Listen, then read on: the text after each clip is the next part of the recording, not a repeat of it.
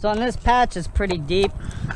Someone tried to do the patch themselves, they messed up, and they called me in to come fix it. I had to pull the sheetrock off and put a new piece of sheetrock. They use it for the patch.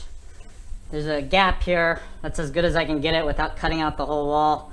So with these gaps, I like to mix some 5-minute mud. And before I do the fiberglass tape, sometimes you have to fill these pretty heavy, deep gaps. So this is a pre-fill done with the 5-minute mud. When patches are really off and there's deep gaps, you have to pre-fill it. So this is just a pre-fill 5-minute mud.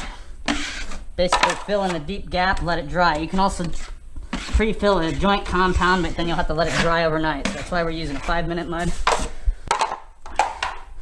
So while it's pre-filled, you can turn around and put your fiberglass tape on the pre-filled tape seams. The pre-fill will help the tape actually stick to the wall better. So basically you just tape it up like a regular patch.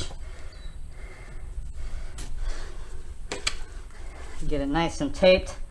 And then the extra mud in my pan, I'm going to use it to just strike in the tape. And then we'll let this pre-fill set up. Around here's a tap out, they're going to get a cover. But I'm going to still tape it nice and tight, just in case they don't get a cover on right away. That way we know the wall's sealed up. You don't have to do this. The plate will probably cover most of this area. But while we're here, we're just going to tape it up. Sometimes on these corners, I like to do a diagonal piece of drywall in the corner. Basically, it's an intersection, a weak point in the patch. You don't have to do that, but I just do it anyways. And just push down the mud, push it down. Any mud that you have left over in your pan, you can just strike it in. Strike it in. So basically, this is a good pre-fill step that's needed in this deep patch before the actual first coat. So you just use up all your mud. You already mixed it. I already went through the trouble of mixing a pan, so just put it on. Just use up the mud. It's already mixed, already paid for materials, so let's use up every little bit. Hit the bottom.